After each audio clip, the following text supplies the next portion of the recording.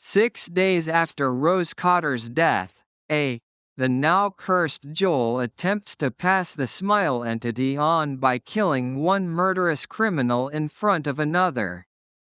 During a shootout, he accidentally kills the witness, but drug dealer Lewis Fregoli inherits the curse as a bystander. When Joel tries to flee, he is run over and killed by a truck.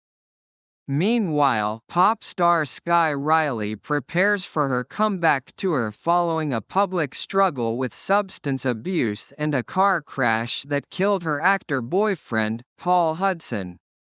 Despite constant supervision from her assistant Joshua and her mother, manager Elizabeth, Skye sneaks out to buy Vicodin from Lewis after injuring her back in rehearsals. At his apartment, Skye witnesses Lewis screaming and panicking before collapsing in an apparent seizure. He rises, smiling, and fatally smashes his face in with a barbell plate. Afraid of being found in a room full of drugs, Skye leaves without alerting anyone. Now cursed herself, Skye begins to experience deranged hallucinations of people smiling at her, causing her mental health to rapidly deteriorate. Needing support, she reconciles with her estranged friend Gemma. Skye receives a text from an unknown number, claiming to know she was at Lewis' apartment and that she is in danger.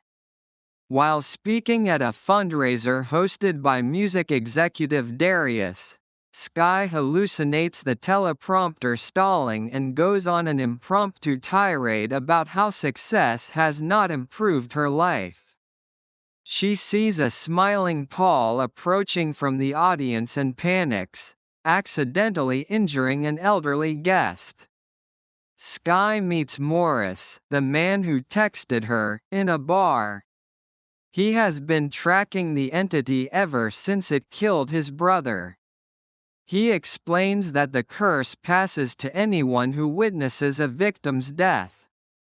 Theorizing that the entity is parasitic and could die without a host, he suggests stopping Skye's heart and then resuscitating her to break the curse, but she refuses and leaves after being recognized by bargoers.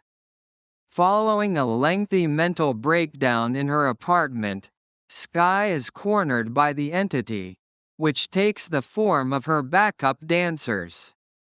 Skye tries to escape but is violently thrown around the apartment and pinned down as a giant arm forces its way into her throat, causing her to black out. A flashback reveals that Skye caused Paul's death by intentionally crashing the car during a drug-induced argument.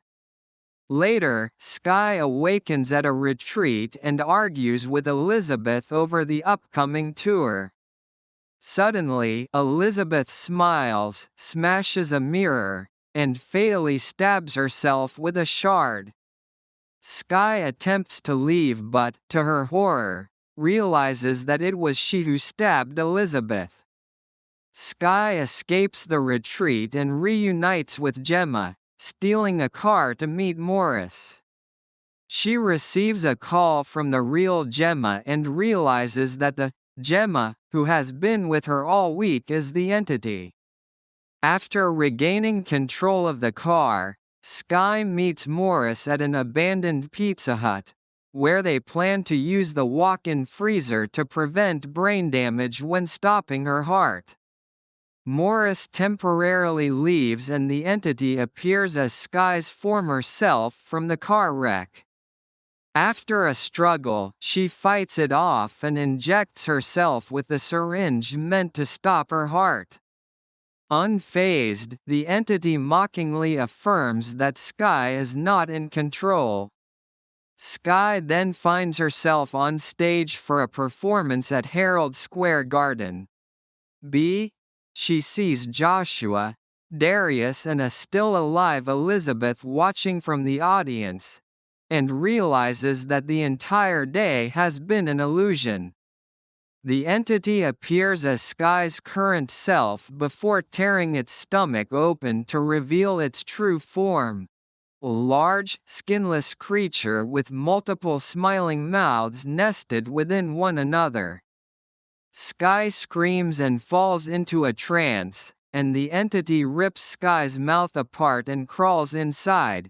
To the crowd, it just appears that Skye has collapsed while choking.